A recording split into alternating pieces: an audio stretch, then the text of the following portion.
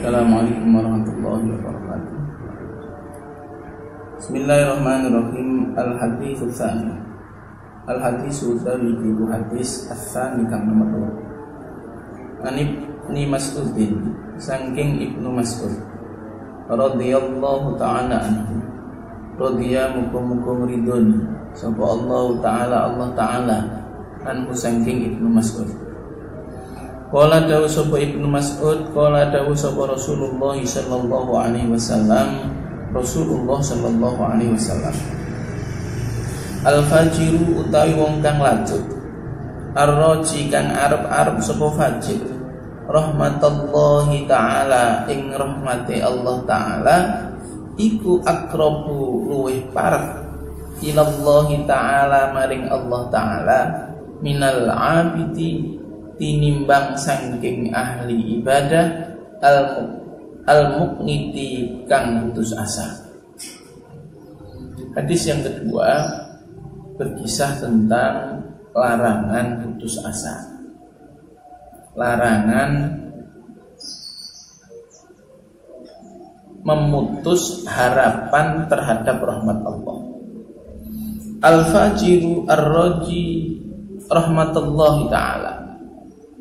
Orang-orang yang sering berbuat dosa namun dia masih berharap terhadap rahmat Allah, aqrabu ilallahi ta'ala, itu lebih dekat kepada Allah minal abidi, daripada seorang hamba, seorang ahli ibadah al-muqniti yang dia putus asa. Hadis ini berkisah tentang sosok dua manusia yang berbeda.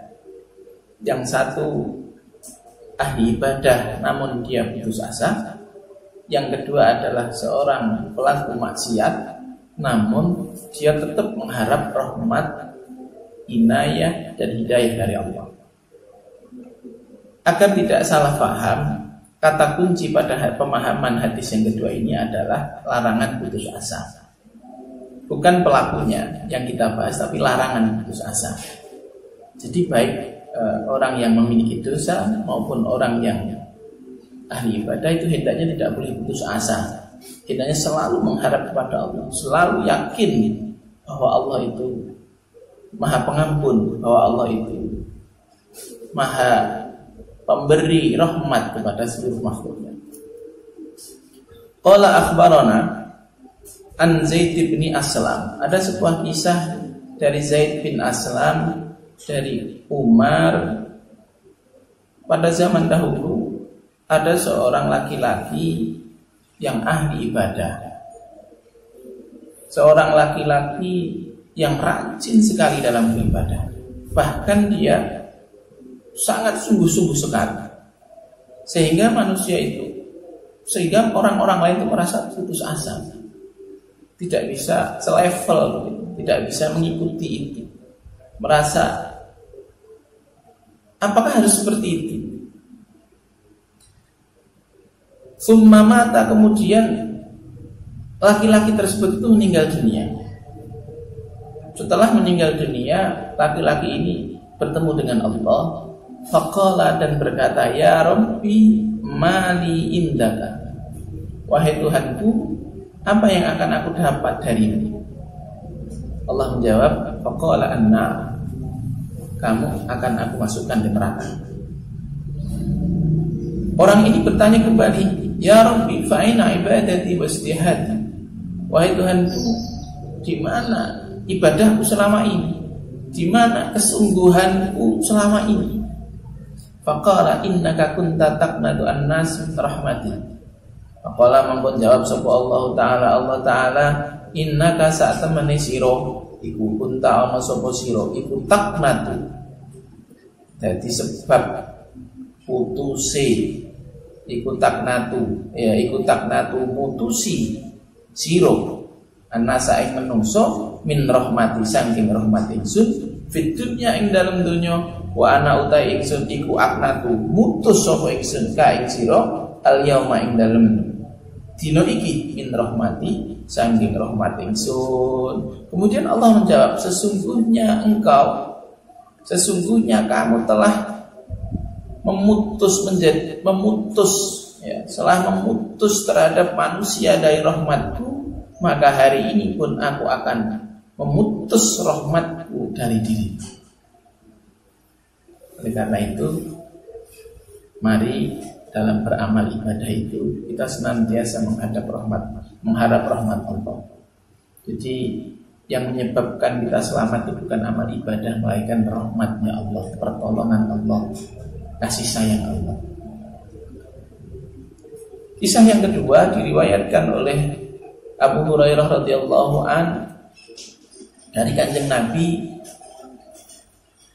Anin Nabi sallallahu alaihi wasallam, saking Kanjeng Nabi sallallahu alaihi wasallam, anna rajulan saat temene wong lanang iku layak mal ora agawe sapa rajul khairan ing kebagusan, qatun khairan ing kebagusan, illa tauhida angin tauhid. Ada seorang laki-laki yang dia tidak pernah beramal sedikit pun kecuali satu, yaitu mengesahkan Allah, yaitu percaya bahwasanya Allah itu ada, Allah itu satu, Allah itu maha kuasa.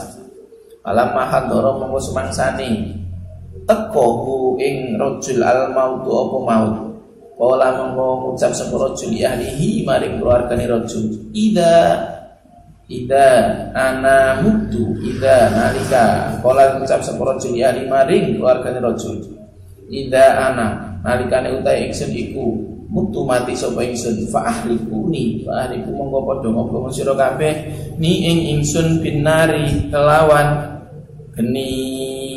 Ketika laki-laki ini sedang sakit parah, merasa ajalnya sudah dekat, kemudian dia berpesan kepada keluarganya, jika aku nanti mati, bakarlah tubuhku. Tidak cukup bakar saja, kemudian taburkan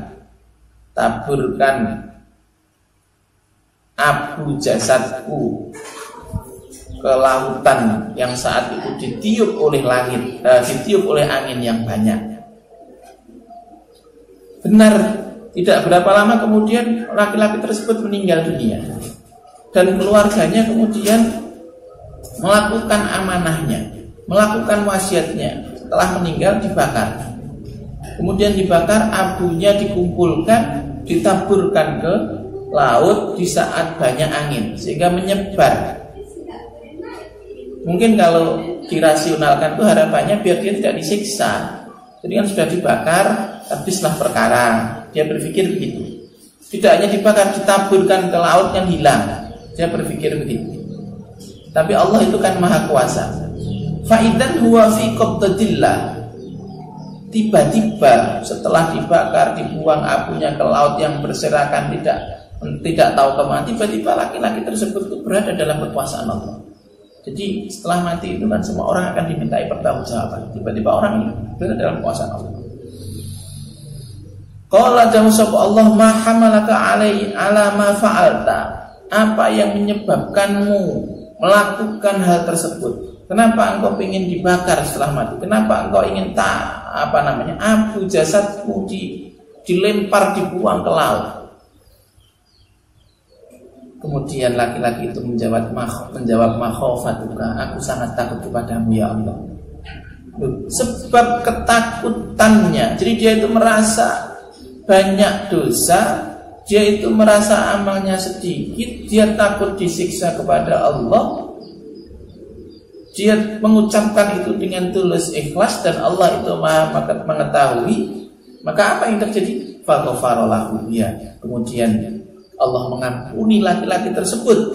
Wa huwa lam ya'mal khairan, dan padahal dia tidak pernah beramal sekali, tidak pernah beramal kebaikan sedikit pun. Maka ini menjadi pelajaran kepada kita untuk tidak melihat sebelah mata kepada sesama yang kelihatannya dia amalnya kurang. Tidak boleh kemudian kita dihina. Belum tentu, belum jaminan.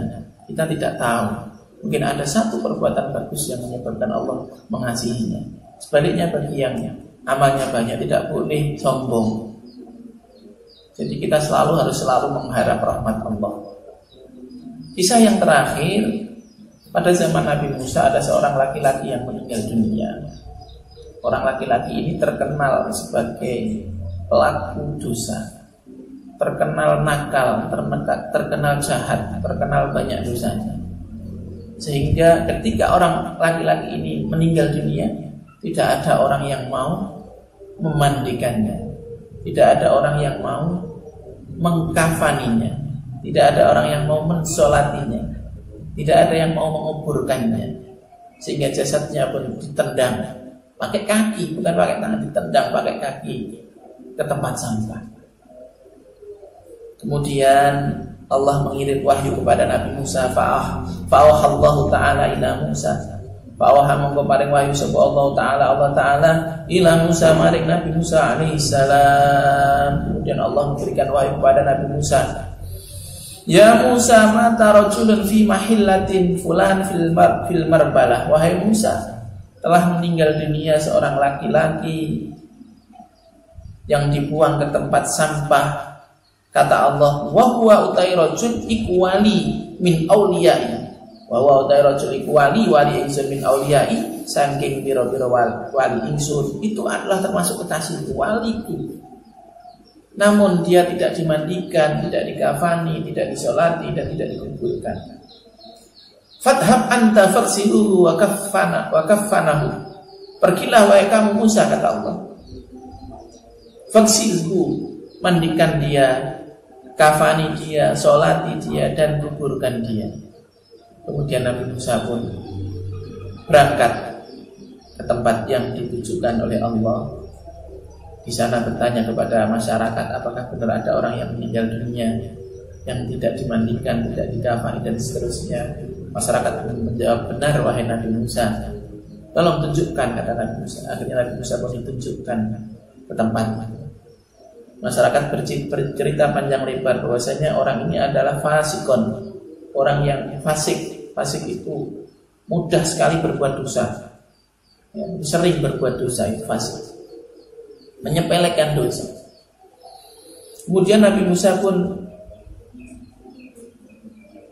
bermunajat kepada Allah, Ilahi, wahai Tuhanku, amartani bidafnihi, amarta perintah tuani ingsun bidafnihi kelawan mendem mayit, wassolati alaihi, dan nyolati mayit, wa qaumuhu utawi qaume rajul iku yasyaduna nyakseni sapa kaum alaihi ing rajul syaron ing Allah.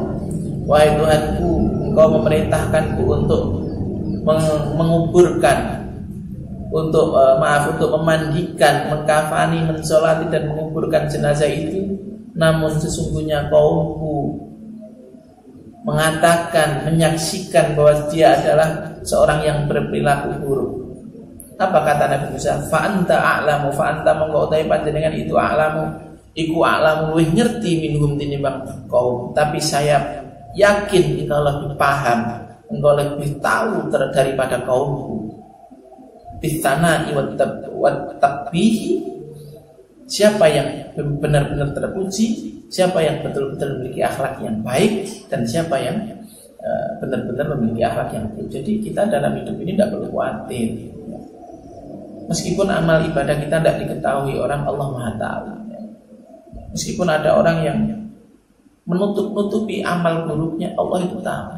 Jadi katakan dengan Nabi Musa ini, fa anta a'lamu minhum bis-sana'i wat takbir, kau lebih tahu terhadap mereka siapa yang benar-benar terpuji dan siapa sih yang betul-betul tercela. Apakah betul ucapan kaum itu ataukah si jenazah itu memang baik? Fa'awha mongko paring wahyu sapa Allah Ta'ala ilaihi maring Nabi Musa, ya Musa, hi Nabi Musa, hi Musa, sadaqo teman sapa kaummu qaumi rajul, hai Musa, benar apa yang diucapkan oleh kaum itu. Memang benar apa yang diucapkan kaum itu, bahwasanya orang itu adalah orang yang syarron, orang yang banyak dosanya, benar. Cuma kata Allah gitu kan, ketika orang itu mau meninggal, orang ini meminta kepada Allah dengan 3 perkara. Jadi ada cumanya, ini yang tidak diketahui orang. Ketika orang ini mau meninggal dunia, dia meminta kepada Allah dengan 3 hal. Lau sa'ala biha minni, lau sa'ala menjaluk biha kelawan salah satu asya jami'ul mudnina sekabe wong kang duwe dosa min khalqi sang makhluk ingsun la ta itu mongko bakal maringi sapa ingsun ing sa'il. Cuma ketika orang ini mau meninggal, kata Allah, orang ini meminta kepadaku dengan 3 hal yang andaikan semua orang yang berdosa ini bertaubat dengan 3 hal ini, memohon dengan 3 hal ini, maka kata Allah la itu maka aku akan memberikannya. Nah, ini bisa dijadikan wasilah untuk bertaubat. Yang pertama adalah orang ini mengakui bahwasanya dirinya adalah banyak dosa. Ya, jadi salah satu sebab Allah mengampuni seseorang itu dia mengakui kalau dia itu banyak dosa. Kemudian dia melakukan itu karena tergoda oleh hawa nafsu, tergoda oleh teman-temannya yang memiliki perangai buruk, dan digoda oleh iblis. Jadi dia mengakui, intinya yang pertama laki-laki tersebut itu mengakui kalau dirinya adalah orang yang banyak dosa. Yang kedua, wasaniyatu ya Rabbi tu pangeran ingsun innaka sak temene panjenengan itu taklamu iku taklamu waruh sapa panjenengan bi anni lawan sak temene ingsun iku irtakabtu nglakoni sapa ingsun al-ma'asi ing maksiat wa kana lan ana apa makomi kedudukan ingsun iku ma'al fusqati sertane pira-pira wong fasik walakin ukibulan tetapi ini senang sapa ingsun subatas solihina ing kekancan wong apik. Yang kedua, dia mengakui bahwasanya dirinya penuh dosa, dirinya banyak dosa dan tempatnya bersama orang-orang yang fasik di neraka. Namun sesungguhnya dia lebih suka untuk bertempat tinggal bersama orang-orang yang baik, yaitu di surga. Ini juga mengingatkan kita pada rayuannya Abu Nawas dengan ilahi lastul firdausi ya. Ilahi lastul firdausi ala wa Tuhanku, sungguhnya aku tidak pantas, aku bukanlah ahli surga, namun aku juga tidak kuat masuk neraka. Nah, terus karepe piye? Fahabli taubatan, maka terimalah taubat kami dan ampunilah dosa-dosa kami. Nah, isi sepuro kan berarti masuk surga kan. Yang ketiga adalah andaikan ya, wahai Tuhanku, Engkau mengetahui, andaikan ada orang baik dan orang yang fasik datang kepadaku, maka sesungguhnya aku akan mendahulukan keperluan orang-orang yang baik daripada orang yang fasik. Jadi seorang laki-laki tersebut sebelum meninggal dia bermunajat kepada Allah, memohon dengan 3 hal ini. Yang pertama, dia mengakui dosa-dosanya. Yang kedua, dia sadar kalau tempatnya itu bersama orang-orang fasik di neraka kelak, namun dia cinta dengan orang-orang yang baik. Yang ketiga adalah laki-laki ini bermunajat kepada Allah bahwasanya sesungguhnya Engkau Maha tahu ya Allah, bahwasanya aku lebih cinta kepada orang-orang yang baik dan aku akan mendahulukan keperluan orang yang baik.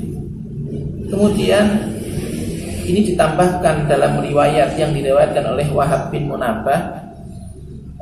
Laki-laki ini bermunajat ya, wahai Tuhanku, jika Engkau memaafkanku dan mengampuni dosa-dosaku, sesungguhnya para wali-walimu, nabi-nabimu akan suka.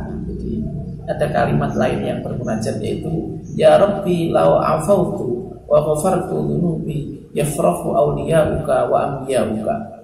Jika Engkau memaafkanku ya Allah, jika Engkau mengampuni dosa-dosaku ya Allah, yafrahu mongko bakal bunga sapa awliyauka, maka wali-walimu akan senang, nabi-nabimu akan senang. Wa yahzun asyaitan aduwi wa adubuka, wa yahzun lan sedih sapa setan aduwi yaiku musuhmu, wa aduwi iku musuhku, wa adubuka lan musuh sira. Dan sedihlah setan karena setan merasa gagal ya. Jadi kalau orang itu diampuni oleh Allah, maka Nabi akan senang karena Nabi Allah akan senang karena berhasil mengajak kebaikan, dan setan merasa sedih. Setan yang notabene adalah musuhnya Allah dan musuhnya manusia akan sedih karena gagal, usahanya selama ini gagal. Sebaliknya, ya Allah, jika Engkau menyiksaku, memasukkanku dalam neraka, maka Nabimu akan sedih. Nabimu akan sedih karena umatnya dimasukkan ke dalam neraka, dan setan akan berteriak riang gembira karena dia punya teman di neraka. Qala dawu sapa Allah Ta'ala, farahimtu wa ghafartu lahu wa tajawaztu anhu fa inni raufur rahim khosatan liman aqarra bidzambi. Qala dawu sapa Allah Ta'ala, farahimtu mongko sebabe melasi sapa ingsun hu ing rajul, wa ghafartu lan nyepura sapa ingsun lahu maring rajul. Gara-gara 3 munajat ini, gara-gara 3 cara ini, kemudian Allah kasihan, Allah mengampuni dan memberikan rahmat kepada orang tersebut, karena memang sesungguhnya Allah itu sangat maha pengampun lagi maha penyayang. Semoga hadis ini dan kisah ini membawa manfaat kepada kita, menjadikan kita sebagai hamba-hamba yang terus memohon rahmat, inayah, hidayah dari Allah dan tidak boleh putus asa. Akhirul kalam, kurang lebihnya mohon maaf. Assalamualaikum warahmatullahi wabarakatuh.